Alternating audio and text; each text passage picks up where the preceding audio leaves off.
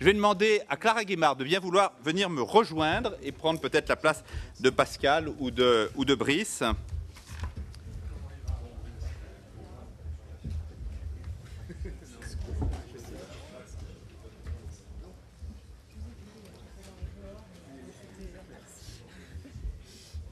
Bien, Clara Guémard est l'une des 5 partenaires de nos États de la France depuis le premier jour. Vous êtes vice-présidente de General Electric International et PDG de la filiale française de General Electric. En ce moment, il se passe des choses très intéressantes entre General Electric et la France, croit-on lire ici ou là.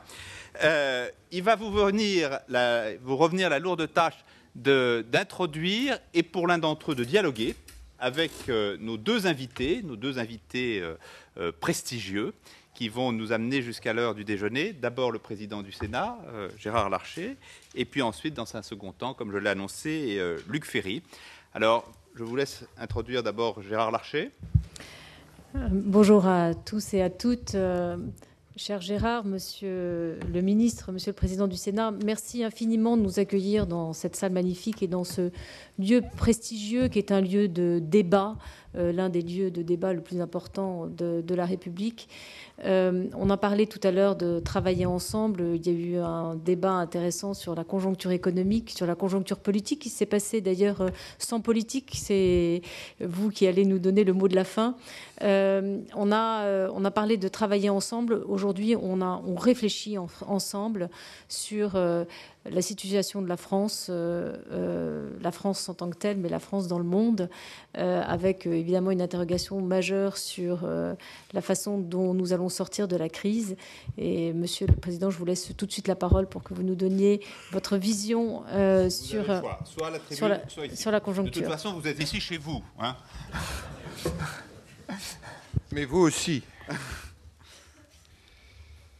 Bien, je voudrais saluer le fondateur des États de la France, saluer le président, j'entendais conclure Christian Nibourel il y a quelques instants, saluer Clara Guémard, qui vient d'introduire ô combien la responsabilité des politiques. Mais Luc Ferry, cher ministre, suivra et fera toutes les observations. Et saluer, mesdames et messieurs, les présidents et directeurs généraux, mesdames et messieurs. Vous souhaitez bien sûr, en cette fin de matinée, à nouveau la bienvenue au Sénat et de participer à cet exercice de réflexion et d'échange sur la situation de notre pays, à un moment où ce type d'exercice me paraît particulièrement pertinent. La prospective, puisque c'est bien ce qui nous rassemble, me paraît être une mission essentielle du Sénat. La prospective, et j'allais ajouter l'évaluation des politiques publiques. Cette mission fait partie des prérogatives du Parlement établies par la Constitution, au même titre que l'activité législative et la fonction de contrôle de l'action du gouvernement. Et le Sénat entend s'investir pleinement dans ces activités de prospective, sans lesquelles la politique de notre pays pourrait manquer de hauteur de vue, voire se cantonner à des réactions à chaud, le suivisme de l'actualité, ce que j'appelle chez le politique le syndrome du mardi.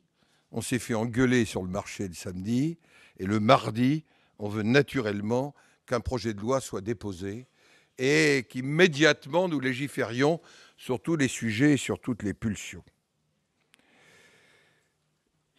Je reviens au père de la prospective, Gaston Berger, qui disait qu'il ne fallait pas opposer la prospective à la prévision économique, mais plutôt les associer.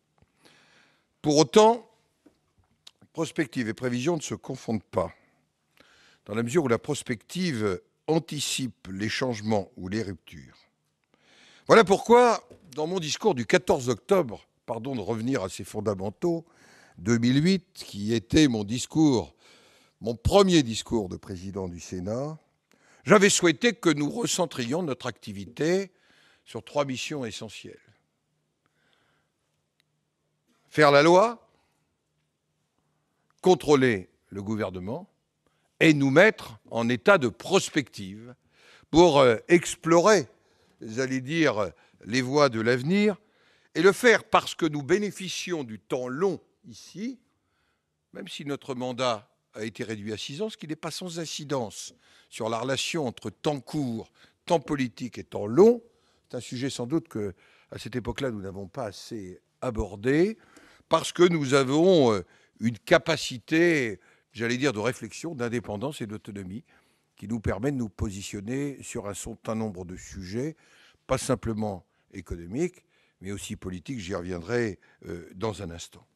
Voilà pourquoi, très récemment, dans le cadre de la réforme de notre règlement, nous avons transformé ce qu'était une délégation à la planification, qui d'ailleurs depuis bien longtemps ne faisait plus de planification, en une délégation à la prospective, qu'elle a été profondément remaniée et qu'elle se situe bien comme ce qui doit notamment nourrir les travaux de notre commission et les travaux des sénateurs pour bien se placer dans la dimension de réflexion et de préparation des mutations de notre société.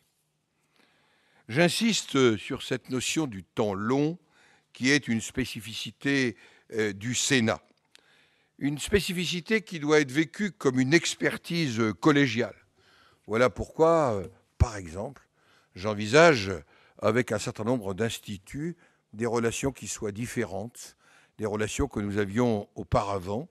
Voilà pourquoi, mission d'évaluation, nous souhaitons travailler bien sûr avec la Cour des comptes, mais aussi avec l'OCDE. Je prépare avec l'OCDE une convention de relations où nous ayons, par exemple, pas simplement l'utilisation par l'opposition de ce qui l'arrange et par la majorité de ce qui l'arrange, mais un certain nombre de travaux d'évaluation, d'analyse et de conseils qui pourraient éclairer utilement les travaux de nos commissions et les travaux de notre Assemblée. Je voudrais citer deux rapports d'information tout à fait récents qui se situent bien dans la dimension de la prospective. Tout d'abord, au nom de la Commission des finances, le rapport d'information du rapporteur général pour sortir de la crise financière. Ou alors, et je vous invite vraiment, pour ceux qui aiment la politique étrangère extrêmement simple, le rapport qui vient d'être produit au nom de la Commission des affaires étrangères et de la défense sur le Moyen-Orient à l'heure nucléaire, rapport d'un parlementaire éminent de la majorité, ancien ministre des Affaires étrangères, Jean-François Poncet, et d'un sénateur socialiste des Français de l'étranger, représentant les Français de l'étranger, Madame Cerisier Benguiga.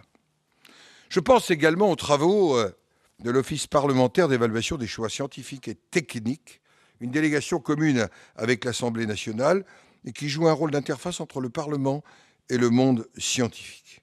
J'ai la conviction que la prospective, c'est plus particulièrement un sens partagé des responsabilités dans l'examen des textes législatifs.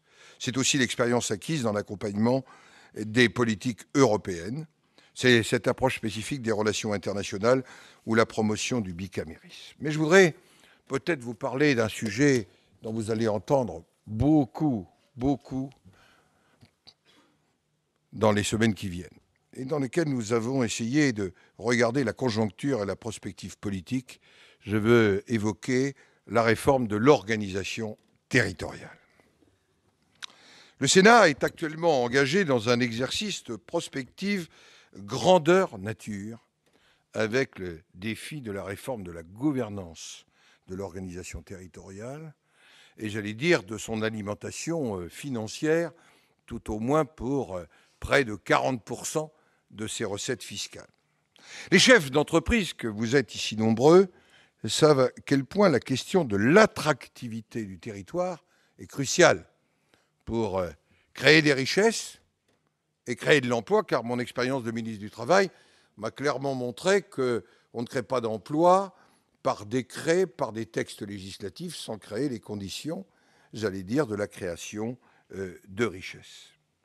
En fait, la crise que vous évoquez et que nous vivons depuis un certain nombre de semestres a renforcé la brutalité de la concurrence, tout en faisant courir à de nombreux territoires la tentation du repli sur soi. Ce contexte invite à poser la question de la compétitivité des territoires et naturellement de leur gouvernance. Mais il faut avoir en tête que 70% de l'investissement public, que 220 milliards d'euros de la dépense publique sont imputables aux collectivités territoriales dans ce pays. Et que, j'allais dire, les collectivités territoriales ont donc des conséquences économiques et sociales majeures. Voilà pourquoi, d'ailleurs, nous les examinerons en première lecture. C'est d'ailleurs presque le sens de mon retard, puisque nous étions en conférence des présidents ce matin pour commencer à établir le calendrier d'examen d'une telle réforme. Et il ne vous a pas échappé que les débats sur le remplacement de la taxe professionnelle n'étaient pas sans susciter un certain nombre de réactions, et c'est naturel. Quand il s'agit de 40% des recettes des collectivités territoriales, les chefs d'entreprise qui se verraient bouleversés sur 40% de leurs recettes s'interrogeraient. Voilà pourquoi mon rôle est ici de faciliter et de passer le débat, et ensuite d'essayer de trouver les meilleures solutions, les plus adaptées, à la fois dans l'immédiat, mais aussi dans une prospective de court et de moyen terme. Voilà pourquoi j'avais décidé, toujours le même 14 octobre, où je parlais de nous recentrer sur nos missions essentielles, la création d'une mission temporaire sur l'organisation et l'évolution des collectivités territoriales. Au début, tout le monde pensait que c'était une concurrence avec la mission confiée par le président de la République à M. Édouard Balladur. Aujourd'hui, le nom de Claude Belot est invoqué par la majorité et l'opposition comme une forme d'incantation, voire d'ex-voto, qui ne sera pas inutile dans les semaines qui viennent. Le Sénat a organisé sur ce sujet un certain nombre de débats et continuera à en organiser, de débats publics. Nous nous situons bien dans une prospective de court et de moyen terme, parce que l'outil collectivité territoriale dans notre pays est un outil essentiel, pas simplement pour les élus que nous sommes, mais pour créer les conditions d'un développement économique et social qui soit harmonieux dans l'ensemble de notre pays, et que ce développement suscite le dynamisme des entreprises, ne l'entrave pas. D'où le sujet autour du remplacement de la taxe professionnelle, d'où le sujet aussi de savoir demain mieux qui fait quoi, et de simplifier les procédures de décision. Car Clara Guimard se souviendra que dans une responsabilité antérieure sur laquelle nous avions échangé, la multitude des guichets, les passages obligés, les débats entre collectivités étaient un facteur, on peut dire, de non-clarification de celles et de ceux qui voulaient investir dans notre pays et qui avaient du mal à décoder, j'allais dire, les procédures d'entrée sur notre territoire. Je voudrais aussi, en anticipation de ce qui commencera ici le 26 novembre, parce que j'entendais les derniers mots de conclusion de votre président évoquer le pacte économique et social. J'ai bien compris dans les derniers mots que parfois on disait les politiques, dans une forme de simplification, montrent du doigt pour éviter d'être en permanence, je m'adresse au père devant, être comme la brebis offerte en sacrifice suprême ou en holocauste. Et de temps en temps, comme il faut desserrer la pression sur les politiques, on la transfère parfois sur les chefs d'entreprise. On la transfère souvent sur les banquiers en ce moment, mais il y en a d'autres qui peuvent être sollicités. J'ai tellement vécu de restructuration que j'ai vu la manière dont on pouvait pratiquer, mais dont devaient aussi parfois pratiquer les chefs d'entreprise, dans la nécessité de revisiter ensemble le pacte social et le dialogue social. Car je crois que la cristallisation entre deux partenaires que seraient les chefs d'entreprise et les politiques est insuffisante. Je crois sur ce sujet profondément au tripartisme, même si ça bouleverse, j'allais dire, dans notre pays, un certain nombre de positions. Je sors totalement de mon texte. Là, je vais avoir des ennuis avec mes collaborateurs qui m'avaient bien cadré. Mais je pense que c'est l'occasion, je crois, de poser les réflexions d'un nouveau pacte social.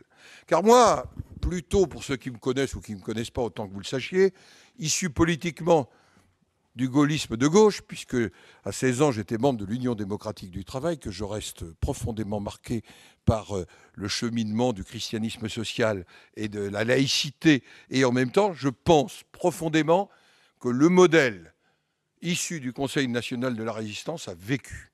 Je pense que ce modèle, il correspondait à un moment de ce que j'appelle l'usine-nation, et nous devons réinventer aujourd'hui un nouveau pacte social. Non pas pour en donner une version, j'allais dire, amoindrie, pour en donner une version adaptée. Et d'ailleurs, nous y sommes invités par un certain nombre de réflexions qui se situent dans la sphère économique, dans la sphère sociale.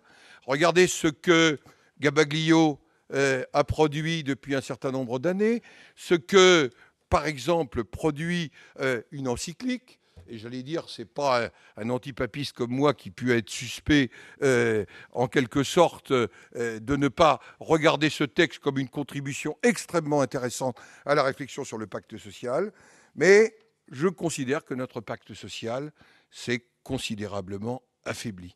Au point, d'ailleurs, que ceux qui voudraient dialoguer ont des difficultés à dialoguer. Et il me semble que le Sénat, sur le temps long, peut être un moment d'invention de ce nouveau pacte social, dans lequel le sujet notamment, et ça me renvoie à un rapport que j'avais fait avec le commissaire européen l'an dernier, sur les notions de flexibilité et de sécurisation des parcours professionnels, le concept que nous avons à un moment où, dans l'usine-nation, les salariés, pour la plupart d'entre eux, passaient l'ensemble de leur vie dans la même entreprise ou dans deux entreprises. Comment nous gérons ces principes de flexibilité qui sont aussi des questions qui ne s'appliquent pas qu'aux entreprises, mais aussi aux salariés, je le rappelle, la flexibilité de la vie personnelle, la flexibilité que nécessitent les temps de formation et de reformation, et les notions de sécurisation qui ne sont pas que les sécurités des salariés, elles sont naturellement importantes,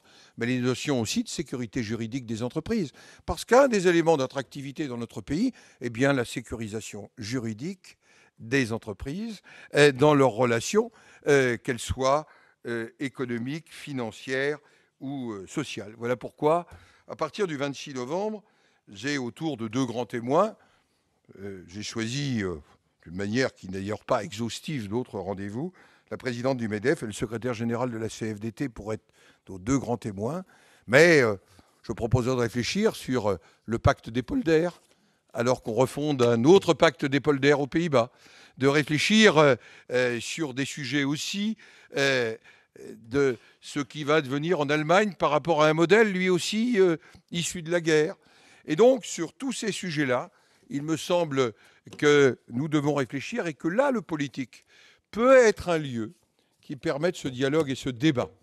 Je suis totalement sorti de mon texte, totalement sorti des choses très intéressantes qui m'avaient été préparées et que je réserverai peut-être pour vos mémoires. Mais en tous les cas, ce que je voulais vous dire, c'est que ici, ce dont vous parlez, il ne faut pas que ça reste uniquement entre vous, comme il ne faut pas que restent entre nous nos éléments de réflexion. Il faut un moment que pour faire une bonne prospective, nous croisions nos regards et que nous les croisions avec tous les partenaires et que nous les croisions par rapport au projet de société que nous portons. Parce que faire de la politique, ça n'a de sens que si nous portons un projet de société.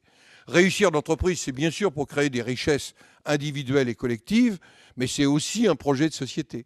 Et que donc repositionner le chef d'entreprise, ceux qui y travaillent et les politiques autour de tout ça, voilà, me semble-t-il, des enjeux de cette journée et des enjeux que je souhaite porter au Sénat. Je vous remercie de votre attention. Merci beaucoup. Merci, Monsieur le Président. Merci pour votre hospitalité. Alors, je vais demander à Luc Ferry de nous rejoindre à cette tribune. Je vais d'ailleurs le laisser seul avec Clara Guémard, non sans avoir auparavant précisé. Nous avons pris au cours de cette matinée un petit quart d'heure de retard. Comme je vous le disais tout à l'heure, je vous propose un pacte, puisque le pacte est à la mode, c'est de laisser quand même le temps qui était prévu, parce que je crois que vous en avez tous et très envie, à l'intervention de Luc Ferry jusqu'à 13h30, ce qui signifie que ce sera un déjeuner express. Hein. C'est là que se situe la nature du pacte, le cœur du pacte. Hein. Vous avez bien compris. Ce n'est pas d'attendre une demi-heure, non, c'est vraiment que vous soyez vraiment rentrés à vos sièges à 14h15, car nous avons un après-midi aussi riche que l'a été notre matinée, et avec un deadline absolu qui est l'arrivée de Claude Guéant à 18h précise. Et là, il ne sera pas question de le faire attendre. Madame, monsieur, je vous laisse la scène. Merci, Merci beaucoup Gérard Larcher pour ces propos. On sait qu'ici c'est une chambre de réflexion. Nous allons réfléchir autour de Luc Ferry. Nous avons, en préparant cette causerie, on va appeler ça une causerie puisque c'est l'objet de cette conversation que nous allons avoir tous les deux. Ce matin, nous avons beaucoup parlé de savoir si on était sorti de crise, si on était, quel allait être le processus. On a compris qu'il y avait un rebond, qu'il allait y avoir une convalescence, qu'elle allait durer quelques années, qu'ensuite on repartirait. On a eu aussi une analyse assez profonde sur la façon dont les investisseurs étrangers croyaient dans le pays, mais que les Français étaient méfiants, s'inquiétaient. Qu'est-ce qui se passe? Pourquoi la société française a cette méfiance vis-à-vis de l'économie par rapport aux autres économies? Alors moi, Luc, je voudrais te poser une question en tout premier. On a expliqué essayer de comprendre pourquoi la crise, comment ça va se passer. Moi, ce que je voulais te demander, c'est comment on peut sortir de la crise? Sur quoi s'appuyer? Sur quel grand projet, comme vient de dire le président Larcher, quel grand projet politique s'appuyer? Parce que c'est aussi ça, la question de la crise, c'est aussi la question du projet politique qui est derrière. Et quand on voit... par exemple, les discussions aujourd'hui sur le grand emprunt, et quand on voit que parmi même nos propres amis politiques, je parle ici d'un point de vue un peu particulier, je parle d'un point de vue de ceux qui sont proches du président, les divergences peuvent être grandes, on peut en effet se poser des questions. C'est normal, mais c'est tout de même problématique. Je voudrais, pour te répondre, Clara, si tu permets, être à la fois très, très concret économiste et en même temps très, très ailleurs, justement, sur cette question du projet, très, très abstrait, si on peut dire les choses comme ça. Sur l'analyse de la crise, parce qu'il faut quand même y revenir un instant, j'ai entendu tellement de bêtises que je ne peux pas empêcher d'essayer, non pas d'en rajouter une, mais d'essayer d'en faire exploser un maximum très, très rapidement, rassurez-vous, parce qu'on a tellement entendu les analyses de la crise qu'on en a tous par-dessus la tête, mais quand même, je ne peux pas faire l'économie de ce petit passage par l'analyse de la crise pour savoir comment, si jamais, on va en sortir. On a beaucoup entendu, à peu près partout, à la fois chez les politiques, même au plus haut niveau, et puis chez les journalistes très souvent, par exemple chez mon ami Jacques Julliard, toujours, l'idée qu'on a affaire à une crise financière qui contamine l'économie et puis qui après devient une crise sociale et politique. Je pense que cette analyse est fausse et qu'en vérité, c'est plus grave qu'on ne l'a dit parce qu'on a d'abord une crise économique qui devient une crise financière et qui rejaillit sur l'économie. Pourquoi? Parce que ce que Patrick Artus, notamment dans ses 2 derniers livres qui sont absolument remarquables, a montré de manière tout à fait intelligente, c'est que bien sûr, il y a plusieurs facteurs dans la crise. Il y a les règles comptables, il y a l'excès de liquidité, il y a le court-termisme, il y a 1000 choses. Mais il y a surtout un phénomène qui est majeur, je crois qu'il faut partir de là, c'est qu'en 1992, le président Clinton et le président de la Fed s'aperçoivent que la croissance américaine est en baisse et qu'elle est en baisse, en gros, parce qu'il y a un tassement des classes moyennes au profit d'une bipolarisation du monde du travail, avec d'un côté un petit nombre de gens très riches, disons nos polytechniciens, nos grands chefs d'entreprise, et puis de l'autre côté une prolétarisation, notamment induite par le court-termisme, en tout cas une prolifération de petits salaires. Et puis au milieu, un tassement des classes moyennes. Or, ce sont les gens qui gagnaient 3 000, 4 000, 5 000 $ qui tiraient la croissance parce qu'ils achetaient des voitures, des écrans plats, des appartements, etc. Et donc, quand la croissance s'effondre parce que les classes moyennes se tassent, eh bien, Clinton et Greenspan donnent l'ordre aux banques, et Artus notamment cite ce texte, d'endetter les ménages, c'est-à-dire de faire une politique massive d'endettement des ménages. Et donc on va passer aux États-Unis de 75% de taux d'endettement au début des années 90 à 150% pratiquement d'endettement aujourd'hui. J'entendais le chef avant-hier, le chef économiste de la banque USB, je faisais une conférence avec lui en Suisse, et il disait que toute catégorie confondue, c'est-à-dire État, particuliers et entreprises, le taux d'endettement américain était passé de 230% en 2000 à 340% aujourd'hui. Et on voit bien qu'on a tiré la croissance par de la dette et non pas par de la richesse. Et donc quand on voit comment s'est présentée cette crise, après évidemment, voyez bien comment ça fonctionne. Une fois qu'on a atteint la saturation des taux d'endettement, évidemment, la logique de cette croissance s'arrête. Elle est stoppée. Pour dire les choses simplement, on s'endette pour acheter une voiture, pas pour aller chez le coiffeur. Et donc tout ce qui va avoir besoin qu'on s'endette, qu'on ait un crédit pour être acheté, va être frappé de plein fouet une fois que les taux d'endettement sont saturés. Et c'est à ce moment-là qu'on va titriser les actifs à haut risque, puisqu'on a prêté aux subprimes. Subprimes, ça veut dire quoi en anglais? Ça veut dire les pauvres, si je traduis correctement. Eh bien, ces actifs à risque, on va après les titriser, et puis, comme vous savez, les cacher dans des produits financiers compliqués auxquels les banquiers eux-mêmes ne comprennent rien. Et c'est comme ça qu'on va avoir une crise financière qui va suivre la crise économique et non pas la précéder. Alors après, ça va rejaillir, c'est la fameuse crise de confiance interbancaire et puis banque-entreprise, mais c'est seulement dans un troisième temps qu'on va avoir la crise de confiance. On a d'abord une crise économique, une crise financière liée à la titrisation, et ça rejaillit sur l'économie. Et par conséquent, pourquoi je vous raconte tout ça? C'est que la sortie de crise, c'est pas la régulation. Évidemment qu'il faut réguler, bien sûr, parce qu'on a un système de règles financières qui est procyclique au lieu d'être contre-cyclique, tout ce qu'on sait, tout ce qu'on a dit. Et je n'y reviens pas, je ne vais pas vous faire l'injure de vous faire un cours, surtout moi, de finance et d'économie, mais je crois qu'il faut bien comprendre que la crise est beaucoup plus grave que s'il ne s'agissait que de moraliser, entre guillemets, la finance. C'est beaucoup plus un problème de carnet de commandes qu'un problème de régulation des bonus. Autrement dit, même s'il faut le faire, cette régulation est évidemment nécessaire et surtout bien au-delà des bonus. Mais le problème, c'est plutôt le suivant, l'équation à résoudre. Comment renouer avec une croissance saine, c'est une croissance tirée par de la richesse et pas par de la dette? C'est ça le vrai problème. C'est beaucoup plus ça que d'aller réguler comme on le fait croire au G20. C'est très bien de réguler, encore qu'on puisse se planter 9 fois sur 10, mais certainement il faut le faire si on le fait bien.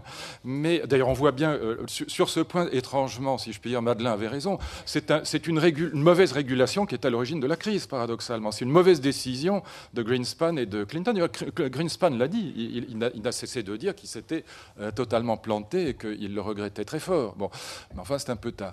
Alors, pourquoi je vous dis ça? Eh bien, parce qu'en effet, le problème est beaucoup plus un problème de renouer avec une croissance saine. Et là, on tombe sur une question, à mon avis, philosophique de fond, sur laquelle personne n'a la solution. Je m'arrête là parce que je parle trop. Au fond, le problème est le suivant pour moi. C'est-à-dire qu'à la fois, nous sommes obligés de renouer, de rechercher cette croissance. Alors, on dit, on espère que ce sera la croissance verte, par exemple. Bon, on n'en sait rien en vérité, mais imaginons. Mais en tout cas, on veut renouer avec une croissance saine tirée par de la richesse et pas par de la dette. Parce qu'encore une fois, la saturation de l'endettement produira les mêmes effets, d'où d'ailleurs le problème de l'emprunt aujourd'hui est aussi lié à cette interrogation. Mais en même temps, on ne peut pas s'empêcher d'un autre côté d'ajouter que la croissance est problématique. D'un point de vue écologiste, moi je ne suis pas un écologiste fanatique, c'est le moins qu'on puisse dire. J'ai même écrit un livre très critique à l'égard de l'écologie contemporaine. Mais en même temps, sur ce point, les écologistes au milieu de quantité d'âneries disent une chose qui est absolument exacte, c'est que si la Chine et l'Inde qui rentrent aujourd'hui dans la mondialisation avaient le même niveau de vie que les Américains, il faudrait 10 planètes pour suffire à leurs besoins. Il y a là un vrai problème qui est évident. Et donc la question pour moi, elle est la suivante, c'est que sur le plan économique, on est obligé de plaider pour la croissance, on n'est même pas sûr d'y arriver, mais de toute façon on en a besoin. Sans croissance, on a des faillites, on a du chômage et du malheur. Donc on plaide pour la croissance d'un point de vue économique et en même temps humain. Les théoriciens de la décroissance sont totalement incapables d'assumer les conséquences humaines et sociales de leur projet. Et en même temps, d'un autre côté, on va demander à Borloo, ministre de l'Environnement, de dire en gros, la croissance c'est très mal. On fait ami-ami avec Nicolas Hulot ou Yann Arthus Bertrand qui font un jet continu des films dans lesquels ils passent le message du rapport Meadows des années 70, c'est le rapport de la décroissance. Hein. Et donc il y a là une contradiction énorme face à laquelle je crois qu'aucun d'entre nous n'a pour l'instant la solution. Il y a deux attitudes, et je m'arrête là.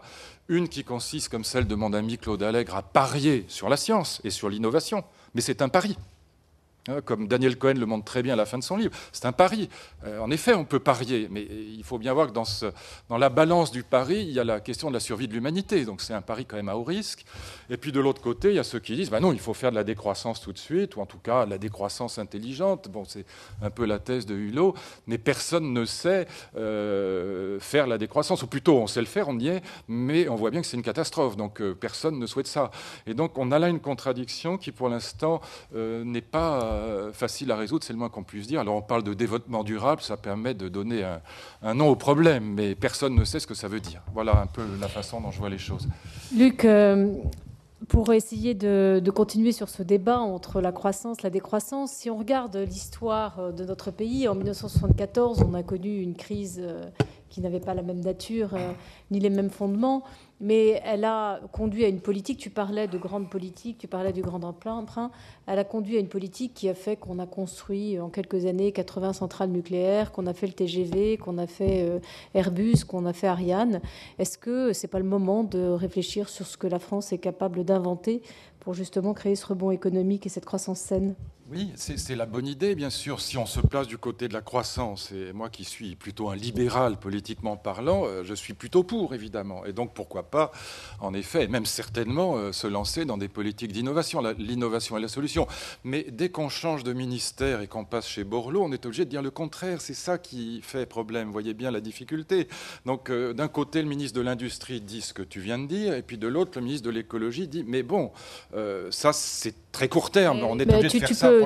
Tu peux avoir des technologies qui justement sont vertes et permettent la réduction des émissions de CO2 et qui soient justement plus respectueuses de la planète. C'est le pari, mais pour l'instant c'est pas le cas. Voilà, pour l'instant c'est le pari, mais si on raisonne simplement sur les 10 ans ou 20 ans qui viennent, puis après on va poser un problème beaucoup plus profond, parce que pour l'instant on est vraiment encore dans la surface. Mais c'est la bonne surface, on approche les choses, mais je crois qu'il faut aller beaucoup plus loin. Mais pour l'instant, si on raisonne simplement, pas uniquement de manière franco-française, si les Chinois, et ils y sont, si je puis dire, se mettent à avoir le même nombre de voitures que nous, et j'entendais mon ami Daniel Cohen dire qu'en gros, la Chine aura probablement le même niveau de vie que la France des années 50 d'ici 20 ans, eh bien, il n'y aura pas assez de planètes. La planète entière ne suffira pas. La production de pétrole, d'acier, tout y passera. Et si c'est des voitures électriques ? Sauf qu'on nous a fait le coup avec les biocarburants. On nous a dit, je me souviens très bien, il y a 3 ans, les biocarburants, c'est l'avenir, c'est merveilleux. Et aujourd'hui, Stigler en Suisse dit c'est un crime contre l'humanité. Alors, j'ai lu un grand papier dans je ne sais quel journal, je crois d'ailleurs que c'était Libération, donc je me méfie, mais enfin quand même, quelquefois il y a un bon papier dans Libé, eh bien, disant que la voiture électrique était dans l'état actuel des choses, même les meilleures, plus polluante que la voiture normale, parce que pour fabriquer les batteries, pour fabriquer l'électricité, etc., eh bien, quand on fait le calcul complet, rien ne dit que la voiture électrique va être moins polluante qu'une petite voiture comme la Smart ou la EQ. Donc, pour l'instant, vraiment, nous n'en savons rien. Et de toute façon, même si le moteur est électrique, la carrosserie ne le sera pas. Et donc, il faudra de l'acier quand même pour fabriquer, ou du plastique, ou ce que vous voudrez. Et donc, on est quand même pour l'instant dans un pari. Moi, je le fais, évidemment. Encore une fois, je me fais l'avocat du diable ici. Je l'ai dit, je suis un libéral. Bon. Mais ce n'est pas parce qu'on est un libéral qu'on est obligé d'être idiot. On a le droit et même le devoir de réfléchir aux effets pervers du monde c'est même à nous de le faire, du monde que nous défendons par ailleurs. Et donc il y a là vraiment, je crois, un pari qu'on peut faire, bien sûr, dans l'urgence. Je parie sur l'innovation, sur la science. Je ne cesse de défendre mon ami Allègre contre Nicolas Hulot. Mais ça ne m'empêche pas de réfléchir et de me dire, une fois que j'entre chez moi, bon, quand même, ces écologistes mettent le doigt sur un vrai problème. Comment on va faire ? Et là, je trouve la question que notre ami Larcher posait tout à l'heure, c'est-à-dire la question du projet, la question du type de vie commune qu'on veut installer entre les êtres humains, avec 2 problèmes, à mon avis, majeurs, mais passionnants. Et c'est les 2 vraies questions pour moi. La question de savoir comment, dans un univers globalisé, nos politiques peuvent avoir le moindre pouvoir sur le cours du monde. Je prétends qu'aujourd'hui, ils n'en ont à peu près aucun. Si d'ailleurs ils en avaient, chers amis, il suffit d'y réfléchir 3 secondes pour savoir qu'on n'aurait ni la récession, ni le chômage, ni l'explosion des déficits, les 3 en même temps. Je pense que si notre président de la République avait du pouvoir, on n'aurait aucun des 3. Donc, dans un univers globalisé, mondialisé, les leviers de la politique nationale ne lèvent à peu près plus rien. C'est le premier problème. Comment reprendre la main sur un cours du monde mondialisé qui nous échappe de toutes parts ? C'est la première question. Et puis la deuxième, reprendre la main pour faire quoi?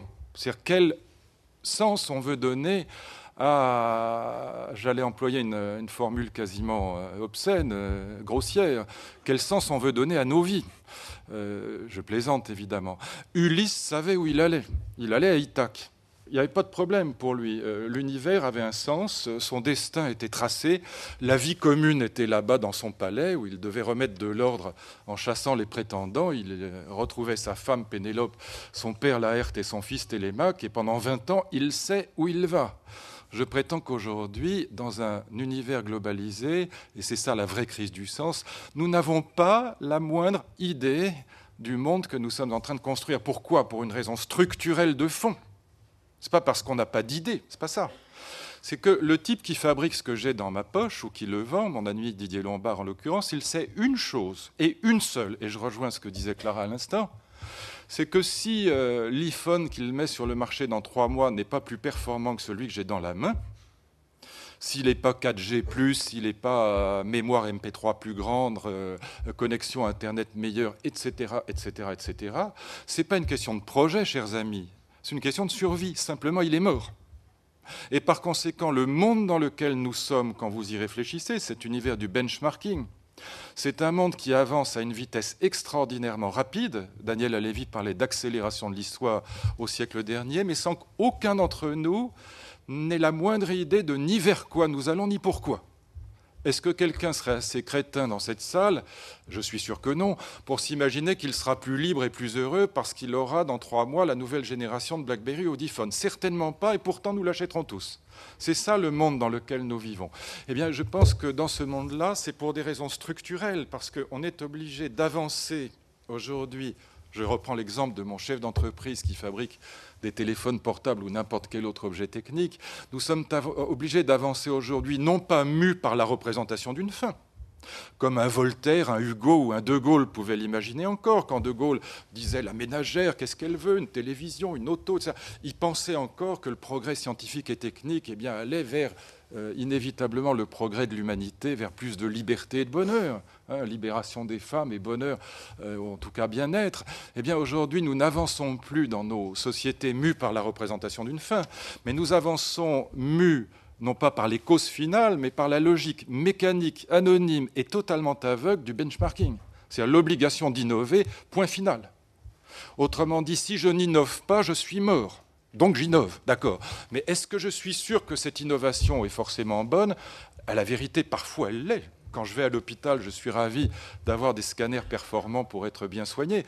Mais j'essaie surtout de ne pas y aller, remarque. Mais en même temps, c'est ça qui a changé. C'est que par rapport au XVIIIe siècle, par rapport à Voltaire, ou même au XIXe, par rapport à Hugo et Michelet, ou même encore par rapport à Adenauer ou De Gaulle, nous n'avançons plus mus par la représentation d'un projet, mais nous avançons mus par la logique, encore une fois, anonyme, mécanique et aveugle du benchmarking et de l'innovation imposée. Exactement comme un vélo doit avoir une certaine vitesse pour ne pas tomber, ou j'aime encore mieux cette métaphore, un gyroscope doit tourner assez vite sur son axe pour ne pas tomber du fil sur lequel vous l'avez posé. Mais est-ce que le gyroscope sait pourquoi il tourne? Certainement pas. Tu me fais penser à l'histoire de la jungle. Tu connais l'histoire de la jungle? Le matin, tous les matins, le lion et la gazelle se lèvent, se réveillent. Et le lion court pour attraper la gazelle, et la gazelle court pour ne pas être mangée par le lion. Et donc, la philosophie de cette histoire, c'est qu'il faut, dans la jungle, il faut toujours courir. C'est ce que tu nous proposes. C'est ce que tu nous proposes. C'est une bonne image. Ouais. Alors, c'est pas ce que je propose, c'est ce que j'essaie de penser. Je crois qu'il faut vraiment que nous essayions de, vraiment, en tout cas pour ceux qui sont politiques, d'essayer de reprendre la main sur ce cours du monde qui nous échappe. De ce côté-là, je salue l'existence du G20, même si pour l'instant, c'est très très loin de compte, mais il faut toujours être optimiste. Et puis de l'autre côté, c'est aussi de savoir ce qu'on va en faire. Et donc, mais la croissance verte, tu n'y crois pas comme justement quelque chose qui peut nous donner du sens, qui peut redonner une sorte de sens à... Je me méfie. C'est comme le bon Dieu, tu vois. Moi, j'adore l'évangile de Jean, mais je ne suis pas croyant. Pourquoi? Parce que c'est tellement ce qu'on a envie d'entendre que je me demande si c'est pas qu'on trouvait. On ne veut pas être seul, on ne veut pas mourir, on veut retrouver les gens qu'on aime après la mort. Alors évidemment, le Christ vous promet la chose, on saute dessus. De la même manière, qu'est-ce qu'on veut? On voudrait à la fois la croissance Et puis, au fond, les conséquences des théoriciens de la décroissance, c'est-à-dire qu'on ne pollue pas le monde, que les Chinois puissent avoir un niveau de vie égal aux Américains, mais qu'on est juste tout à fait ce qu'il faut pour leur voiture. Donc on n'a pas de pétrole, pas d'acier, ce sont des voitures entièrement virtuelles. Et donc, voilà, la croissance durable. Tu vois, par exemple, dans l'immobilier, je suis beaucoup intéressé, évidemment, puisque la crise et subprime, c'est partie de l'immobilier. Alors on a pris des décisions, on a dit on va mettre les trucs aux normes, hein, on va faire du bâtiment propre, je ne sais plus comment ça s'appelle, j'ai oublié ça, mais enfin vous savez ça. Et donc on va faire des bâtiments, on va les mettre tous aux normes. Le seul problème, c'est que ça coûte 20-30% de plus. Voilà, donc c'est ça la croissance verte. C'est-à-dire qui va financer ça, qui va le payer. Et donc je dis l'idée est bonne, mais je me méfie parce qu'au fond on a l'idée parce que c'est ce qu'on veut. C'est-à-dire que c'est qu'on trouvait, c'est exactement ce qu'on voudrait. On voudrait la croissance et la verdure. Bon, pour l'instant on n'a ni l'un ni l'autre. Donc tu crois pas à la jeune génération? Enfin, moi j'ai des enfants qui sont en âge de passer leur permis de conduire et je suis désespérée parce que sur 5, il n'y en a qu'un qui a passé son permis de conduire. Les autres considèrent que c'est inutile. Ça c'est la décroissance. Mais moi quand je les vois... Non, parce qu'ils ont Internet. Donc ils ont accès. C'est ce que j'allais te dire. Ils ont accès à l'économie et à la création par Internet. Alors tu crois pas à ces changements de comportement qui peuvent permettre une croissance plus économe en énergie? C'est-à-dire que la croissance se déplace vers d'autres objets, et ça j'y crois tout à fait, c'est-à-dire que le côté macho, bagnole de ma génération est en effet en train de passer de mode. C'est évident que la voiture n'a absolument plus la même signification que quand mon père était pilote sur Bugatti, et qu'on allait comme ça à Montlhéry, à Pau, à Reims, voir des voitures qui sentaient l'huile de ricin et qui incarnaient toute la virilité du monde. Tout ça a disparu, bon, évidemment, mais en même temps, ils achètent 3 trucs comme ça par an. Tu vois, et donc ça pollue largement autant. Donc le problème reste le problème de la consommation. C'est-à-dire que si les Chinois ont le même niveau de vie que nous, ou les Indiens ont le même niveau de vie que nous, comment on va avoir assez de plastique, assez d'électricité, etc., etc. Et donc on sait très bien, par exemple, que les centrales au charbon chinoises sont un des problèmes majeurs en termes de mon ami Philippe Carly et moi, on a des solutions pour ça, pour les... Non, mais je ne dis pas qu'il n'y en ait pas, encore une fois, je parie sur l'avenir, mais disons que c'est un pari aujourd'hui. Hein, c'est un pari. Et ayons l'honnêteté de dire que c'est un pari. Voilà. Alors, si tu étais... on avait ici à la table 2 personnes qui ont participé au débat sur le grand emprunt, qui n'ont rien voulu nous dire. Est-ce que, si tu devais décider ce qui devait être dans le grand emprunt, tu y mettrais quoi ? D'abord, j'en ferai pas. Ce serait la première idée. Je m'empresserais de ne pas en faire. Ce serait la première, à mon avis, la première bonne idée. Ensuite, si j'en faisais un, je ne ferais pas un emprunt. Je ferais en sorte que, mettons, en tout cas, je crois qu'on pourrait trouver 20 milliards relativement facilement, simplement en évitant toutes les bêtises qui ont été faites dans les 2 dernières années. La TVA aux restaurateurs, tous mes copains restaurateurs sont très contents, mais franchement, je ne pense pas que c'était l'utilité absolue. Je ne suis même pas convaincu que le RSA est une très bonne idée, mais le financement est quand même très élevé. La défiscalisation des heures sup était une idée excellente en 2007, elle est absurde aujourd'hui. Et donc je pense qu'il y a un certain nombre de sujets sur lesquels il faudrait revenir. Si on avait fait passer l'excellente réforme du lycée qui était sur le bureau de Darcos, on aurait économisé au moins 2 milliards d'euros par an. Et c'était une remarquable réforme. Donc je dis que voilà, si l'État veut vraiment faire un travail utile, au lieu de faire un emprunt, il fait des économies et il met 20-30 milliards en effet dans des investissements utiles. Et là, je pense qu'il faut quand même aussi, et voyez, après tout ce que je vais vous dire, je redeviens clairement libéral, faire beaucoup plus confiance aux entreprises qu'à l'État pour savoir où investir. Et donc je pense que là aussi, chaque fois que si c'est pour refaire... alors je sais bien qu'on ne va pas faire des bêtises aussi énormes, mais enfin, si on refait le Minitel ou le Concorde, ce n'est pas la peine. Donc souvent, quand même, les entreprises sont meilleures que l'État pour savoir ce qui peut éventuellement être rentable. Et puis je rajoute une chose, je n'ai pas les chiffres en tête, mais enfin, à la louche, on doit quand même bien emprunter 140 ou 150 milliards d'euros par an. Et cet emprunt, je regarde vers les spécialistes, ça doit être à peu près de cet ordre-là. Plus encore 200. Voilà, 200 maintenant. Alors, c'est parce que c'est de mon temps que j'ai les chiffres. J'ai un peu corrigé, même beaucoup en renforçant le chiffre, mais vous voyez, je suis encore... Et on doit être à 8,5% de déficit par rapport au PIB. Et donc, vous voyez, 200 milliards d'euros. Or, sur ces 200 milliards d'euros, il n'y en a que... Alors, ça a dû augmenter aussi, je vais mettre 50 ou 60 milliards qui sont destinés à payer les intérêts de la dette. Ça doit être à peu près ça. Et donc le reste est quand même malgré tout déjà là pour, après tout, construire des autoroutes, des voies de chemin de fer ou ce que vous voudrez. Donc je me pose la question de savoir si ce grand emprunt n'est pas quand même une opération essentiellement de communication ou de management politique, si on veut être poli, parce qu'on a déjà ces 200 milliards qui sont là, on en va en rajouter 30 de plus. Vous savez, enfin, pardon de le dire, mais c'est comme une collection d'ivrognes qui passe à côté du bistrot. Ils se demandent, est-ce qu'on va prendre la bouteille ou est-ce qu'on prend un magnum? C'est quand même à peu près ça, le grand emprunt. Et alors, comment tu situes la France par rapport au reste du monde? On a essayé de réfléchir à ça. On va avoir une table ronde cet après-midi sur la conjoncture internationale. Est-ce qu'on a bien réagi à la crise? Est-ce qu'on a mal réagi? Est-ce qu'on va bien en sortir? Enfin, comment tu nous positionnes? Eh bien, ce qui m'a frappé, parce que justement, j'entendais toujours la France dernière de la classe, y compris en matière de déficit budgétaire, etc. Et en fait, en écoutant cet homme dont je vous parlais tout à l'heure, manifestement très très savant, beaucoup plus que moi, parler de la situation comparée des différents pays. Je parle du chef économiste de la banque USB. J'ai eu la surprise de découvrir qu'en fait, on était assez bien placé, y compris en termes de déficit budgétaire par rapport notamment à l'Espagne. Le pays des aveugles, les borgnes sont rois, c'est ça? Absolument. Enfin, ce qu'on dit, quand je me regarde, je me désole, quand je me compare, ça me rassure un peu. C'est vrai que c'est quand même assez rassurant. La France a pas trop mal traversé la crise, simplement. On sait pourquoi, parce qu'on a des amortisseurs sociaux, tout le monde l'a dit, qui sont bien plus performants qu'ailleurs pour amortir les crises, mais beaucoup plus boulets qu'ailleurs pour repartir, tout le monde l'a dit, et je crois que c'est vrai. Mais aussi, ce qui m'inquiète, c'est plutôt la chose suivante, c'est que, là aussi, j'ai les chiffres simplement à la louche, mais je lisais en tout cas qu'on a mis en gros au total dans le monde entier 5 000 milliards de dollars dans le circuit. Et par conséquent, franchement, si on n'avait pas un peu de reprise, alors là, je veux bien être pendu sous un fraisier. Et forcément, ça reprend un peu. Bon. Mais en même temps, il faut bien voir que c'est un shoot.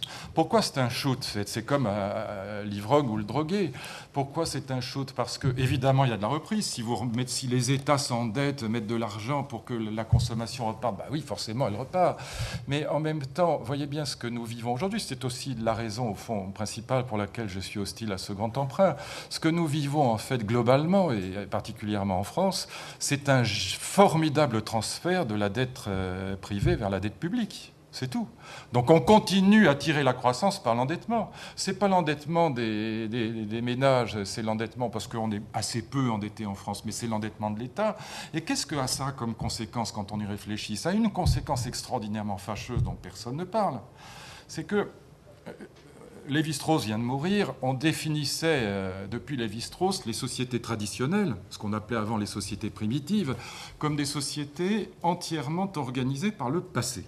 Pourquoi? Parce que ce sont des sociétés dans lesquelles on respecte la coutume, les ancêtres, les anciens, et l'innovation est interdite. Dans les sociétés des Indiens Guayakis, par exemple, eh bien, l'innovation est absolument interdite puisqu'on doit respecter toujours la tradition, la coutume, et ce sont des sociétés qui fonctionnent avec une historicité qui est celle du passé, contrairement aux nôtres qui, depuis, en gros, la Révolution française, fonctionnent à l'avenir. Si on avait un candidat à la présidence de la République qui se présentait devant les Français en disant « Rassurez-vous, surtout, je vous le promets, je ne changerai rien », il aurait peu de chances d'être élu. Eh bien, un Indien Guayaki dit ça à ses troupes. Eh bien, si je caricature pour me faire comprendre, eh bien, nous allons paradoxalement, à force d'emprunt, de dette, redevenir une société traditionnelle. C'est-à-dire que toutes les décisions que nous prenons aujourd'hui vont faire que l'avenir de nos enfants sera intégralement contraint.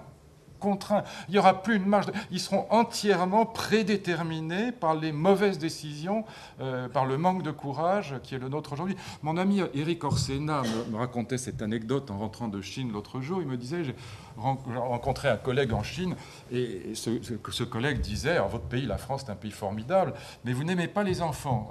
Il dit, attends, moi j'appelle mon fils 3 fois par jour, tétanisé d'angoisse, dès que je ne suis pas à la maison. Et il dit, mais si, votre pays est formidable, vous avez une cuisine d'origine presque aussi bonne que la nôtre, des femmes presque aussi belles que les nôtres. Mais alors, franchement, vous n'aimez pas les enfants, vous leur laissez 20 000, maintenant ça doit être 30 000 ou 35 000 euros de dette par tête de pipe. Et les gens ne comprennent pas aujourd'hui que ce n'est pas un problème comptable ou commercial. C'est un problème politique de fond, c'est-à-dire que le budgétaire bouffe le politique. C'est ça que nous vivons aujourd'hui. C'est-à-dire que nous allons retransformer nos sociétés en sociétés organisées à partir du passé, parce que pendant les 30 ans, les 40 ans qui viennent, nos enfants ne pourront rien faire d'autre que de gérer de manière complètement contrainte les décisions que nous aurons prises aujourd'hui. C'est ça que je crains énormément. Et donc, je trouve que, sans être, fanatiquement libéral, c'est pas ça, s'endetter encore davantage, et en plus, je pressens, je ne sais pas, mais qu'on va s'endetter non pas sur les marchés, mais on va s'endetter, si ça se trouve, auprès des particuliers, parce que comme c'est une opération de management politique, c'est plutôt les particuliers qu'il faut mettre dans le coup, et du coup, ça va nous coûter, comme tu sais, 2 fois plus cher. Oui. Donc il y a là un vrai sujet quand même. Je trouve que ce n'est pas simplement un sujet comptable, budgétaire, économique, au petit pied. C'est un vrai sujet d'avenir. C'est quel monde allons-nous laisser à nos enfants ? Alors, tu as ici un parterre de chefs d'entreprise, de gens qui travaillent dans des secteurs les plus divers, des économistes, des sociologues, etc. Tu nous dresses un bilan de la France qui est visiblement en manque de sens. Oui, nous sommes tous, je crois, ici dans cette salle, en quête de sens. Alors, qu'est-ce que tu nous proposes ? Alors, moi, je pense une chose, mais ce serait un peu long à argumenter, donc je ne vais pas le faire, mais je vous dis quand même l'idée que j'ai, parce que je pense que cet univers capitaliste, pour l'appeler par son vieux nom, cette globalisation, pour l'appeler par son nom anglo-saxon et moderne, la globalisation, elle aura eu 2 effets dans ce siècle. Je vous en avais parlé l'année dernière, c'était l'objet de mon intervention l'année dernière. Depuis, j'ai beaucoup enrichi cette argumentation qui me paraît toucher quelque chose, pour moi, d'absolument passionnant. Le premier effet, c'est l'effet de déconstruction des valeurs traditionnelles. C'est-à-dire que, en gros, si ma fille avait les valeurs de mon arrière-grand-mère, elle n'achèterait pas 3 téléphones portables ou jeux Nintendo ou ce que tu voudras d'équivalent avec un écran et numérique par an. Et donc il fallait que les valeurs traditionnelles fussent déconstruites, notamment par les bohèmes, comme on les appelait, par les 68 arts, par les artistes modernes, que sais-je encore. Il fallait que les valeurs traditionnelles fussent déconstruites pour que nous puissions entrer dans l'ère de la consommation sans laquelle le capitalisme ne peut pas s'épanouir. Donc le grand paradoxe, c'est que les bohèmes, les 68 arts, ont été les cocus de l'histoire. C'est-à-dire qu'ils ont, en déconstruisant les valeurs traditionnelles, servi la soupe aux bourgeois. Qui achète aujourd'hui les tableaux d'art contemporains ? Ce n'est pas l'ouvrier. D'abord, il n'a pas les moyens d'acheter un Rothko ou un Basquiat, mais même s'il les avait, il serait comme moi, il préférerait que ce soit bien peint, comme on dit dans les familles. Qui achète les tableaux d'art contemporains ? C'est mon ami François Pinault, c'est Bernard Arnault, c'est Didier Lombard. Ce sont des capitaines d'industrie qui sont fascinés par la logique de l'innovation, qui est à l'œuvre dans l'avant-garde. Et le deuxième effet, et là je réponds à ta question, il me fallait... Alors le premier effet, il a eu comme moralement et politiquement, c'est extraordinairement profond, parce que tous les motifs du sacrifice traditionnel ont disparu d'Europe. On était prêt à mourir pour Dieu, guerre de religion, pour la patrie, pour la révolution. Ces 3 figures du sacré, au sens où j'entends le sacré, c'est-à-dire ce pourquoi on peut se sacrifier, ont été liquidés sous l'effet de la déconstruction qui marque le XXe siècle. Plus personne dans les jeunes générations n'est prêt à mourir ni pour Dieu, ni pour la patrie, ni pour la révolution. Il y a des croyants, il y a des gens qui aiment la France, quelques révolutionnaires. Bon, notre facteur à grosses joues, il ne va pas mourir pour l'augmentation du SMIC. Bon. Et donc, calmons-nous. Mais enfin, il n'y en a plus beaucoup. Mais disons que ces figures traditionnelles du sacré ont disparu, pour le meilleur et pour le pire, les deux. Et voilà, pour moi, l'élément de réponse à ta question. C'est que, contrairement à ce que disent mes amis, Gauchel, Désenchantement du monde, Lipovetsky, L'ère du vide, etc., et contrairement à cette morosité avec laquelle on nous rebat les oreilles du matin jusqu'au soir, il y a émergence d'une nouvelle figure du sacré, et qui est liée à l'histoire du capitalisme moderne très directement. C'est ce que j'appelle le sacré à visage humain, c'est-à-dire que sous l'effet de l'histoire de la famille moderne, qui est une histoire absolument passionnante, qui est une histoire même, je peux dire, géniale, au sens propre du terme. C'est une invention sociale historique comme il n'y en a pas eu ailleurs qu'en Europe, sous l'effet de l'histoire de la famille moderne, qui est directement un effet du capitalisme. Pourquoi ? Parce que Si vous reprenez, je vous fais ça très court, les pièces de Molière, vous savez, dans les pièces de Molière, les enfants demandent à être mariés par amour, à se marier par amour. Et puis les parents, dans l'avare, dans le Balade imaginaire, le disent non. C'est moi le père qui décide. Et donc il y a tout un conflit déjà entre les jeunes gens qui veulent se marier par amour et les parents qui les marient de force, si je puis dire, et pas du tout par amour. Ce sont des mariages de raison. Bon. Comment est né le mariage d'amour en Europe? Directement à cause de l'invention du salariat. C'est ce que montrent les grands historiens du Moyen-Âge, les élèves de Philippe Ariès, par exemple Shorter ou mon ami François Lebrun. Quand on invente le salariat en Europe, eh bien, ça va avoir un effet d'arrachement des individus par rapport aux communautés villageoises qui sont des communautés religieuses à l'origine. Eh bien, les individus vont s'arracher pour monter à la ville. Mettez-vous à la place de la petite Bretonne qui va, à l'âge de 14 ans, monter à la ville de Nantes pour travailler dans une usine où on fait des boîtes de sardines. Eh bien, cette petite jeune fille, elle va bénéficier d'une double liberté qui est liée au capitalisme. L'anonymat. Elle échappe au contrôle social des gens qui la marient, le prêtre, les parents, les frères et sœurs, mais aussi la vieille qui, derrière ses rideaux, observe tout le monde et dit du mal de tout le monde. Dans le Berry de mon enfance, elle jouait un rôle très important en termes de contrôle social. Et puis cette petite jeune fille, elle a un salaire. C'est-à-dire qu'au lieu qu'on la tape pour la faire travailler, on la paye. C'est pas la même chose. Là, Marx se trompe. Le salariat est une formidable émancipation. Et donc, du coup, cette petite jeune fille qui a une liberté, c'est une autonomie matérielle, financière, qui peut vivre dans une chambre de bonne, toute seule, que croyez-vous qu'il arriva? Elle va décider d'accomplir le vœu des enfants de Molière. Non plus d'être mariée de force, mais de se marier. Et ça va avoir cette invention du mariage choisi qui, du coup, va devenir un mariage d'amour parce qu'elle va décider de se marier, si possible, avec un jeune homme bien fait pour lequel elle éprouve du sentiment, comme on dit. Eh bien, ce mariage d'amour qui va devenir progressivement la règle en Europe, et tu en sais quelque chose, il va entraîner un amour des enfants qui n'existait pas au Moyen-Âge. Là, j'ai un bon exemple à côté, un échantillon représentatif. Eh bien, aussi à toi toute seule, ça. Quand on reçoit la carte de vœux, on sait à qui on a affaire. Eh bien, j'en profite. Et on va avoir un amour des enfants qui était totalement inconnu du Moyen-Âge. Et qui, je ne veux pas vous raconter ça, ce serait trop long. Et je pense que ça va entraîner cette histoire de la globalisation au XXe siècle, les deux effets. Cette fois-ci, je m'arrête là. Effet de déconstruction des figures traditionnelles du sacré. Donc les figures mortifères au sens étymologique, qui portaient la mort. J'ai des amis à droite qui sont nostalgiques de la patrie. Moi qui ai fait mes études en Allemagne, je ne peux pas regretter le temps où mon père tirait sur mes profs, et réciproquement en plus. Donc franchement, pour moi, la fin de ce patriotisme-là, pardon, je vais en choquer, c'est la meilleure nouvelle du siècle. Champagne, peut-être du millénaire. Et j'ai des amis à gauche qui ont la bêtise de regretter le temps des utopies de 68, où ils disent « Ah oui, on se trompait, mais c'était tellement génial. » Tu parles, 70 millions de morts dans des conditions abominables, le maoïsme, que ces âneries mortifères aient été liquidées par la déconstruction, en apparence des bohèmes, en vérité, du capitalisme moderne, c'est la meilleure nouvelle du millénaire. Et donc je dis champagne. La vérité, c'est qu'on ne vit pas le désenchantement du monde. On vit à la place l'émergence d'une nouvelle figure du sacré, qui est le sacré à visage humain. Et c'est là-dessus qu'il faut s'appuyer pour redonner du sens à la politique. Je plaide pour de nouvelles politiques familiales, je plaide surtout pour qu'on comprenne que la question politique, c'est celle que j'évoquais avec l'histoire d'Orsena.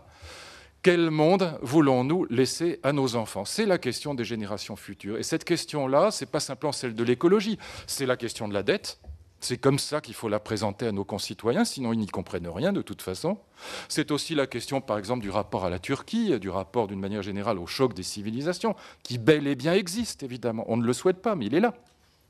Et donc, toute cette question du monde que nous allons laisser à nos enfants, c'est la façon dont, dans un univers où on valorise l'enfant et l'amour, la question politique va se reposer. Je pense que, je n'ai pas le temps de le développer là, mais que c'est à partir de ce fil conducteur, de cette révolution par rapport même au temps du général de Gaulle, qu'il faut formuler les questions politiques et même les questions économiques. C'est là que le sens se joue. Et j'ajoute, pour dire le plaisir de vous retrouver là, cher père ou cher frère, j'ajoute en votre direction explicitement que même si on n'est pas croyant, ce qui est mon cas, c'est un formidable hommage que la démocratie rend au christianisme. C'est-à-dire, au fond, à cette religion qui, au-delà de la loi et au-delà du respect des commandements divins, est la première à mettre en scène cet éloge de l'amour, pas simplement d'éros, pas simplement de philia, mais aussi d'agapé, c'est-à-dire de cet amour gratuit, dont Simone Veil, la philosophe, avec un W, avait donné une merveilleuse image, d'ailleurs à partir d'une interprétation qui venait du judaïsme, de la théorie du Simsum, c'est-à-dire la théorie de la création du monde dans une certaine tradition juive, qui est une très belle image d'agapé. Je crois qu'on peut d'ailleurs terminer avec ça, parce que je vous dirai certainement rien de mieux après que ce que dit Simone Veil. Elle disait Dieu, pour donner l'image de ce qu'était agapé, c'est-à-dire l'amour, le vrai amour, l'amour gratuit. Dieu n'a pas créé le monde par une espèce de surpuissance, parce que ça, il est tellement puissant qu'il aurait en plus créé le monde, comme une espèce d'excroissance de lui-même. Mais Dieu s'est fait, si je puis dire, manque d'être pour qu'il y ait de l'être. Il s'est retiré pour laisser place aux autres. C'est ça le vrai amour. Agapé, c'est quand on est capable de se retirer pour laisser la place aux autres. La plupart du temps, il n'y a qu'avec ses enfants qu'on est capable de ça. Mais peut-être, en tout cas, ça reste un idéal. Eh bien, je pense que, d'une certaine manière, cette histoire de la famille moderne, qui est pourtant une histoire tout à fait séculière et laïque, cette histoire de la montée en puissance de l'amour dans nos sociétés démocratiques, eh bien, cette histoire est un hommage, en effet, que le monde laïque rend à la pensée chrétienne.